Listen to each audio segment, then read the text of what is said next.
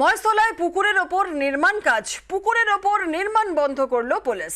মহেশতলার ঘটনা, মহেশতলার নিশ্চিন্তপুরের ঘটনা। আমাদের সঙ্গে রয়েছেন আমাদের প্রতিনিধি সমীর মণ্ডল, আরো বিস্তারিত বলবে। সমীর, ঠিক কি ঘটনা? দেখো জুবেলে, মহেশতলা জুড়ে যে পুকুর ভর্তি হচ্ছিল সেই পুকুর ভর্তি নড়ে চড়ে বসেছে প্রশাসন থেকে শুরু করে পৌরসভার চেয়ারম্যান থেকে শুরু করে এবং কাউন্সিলর।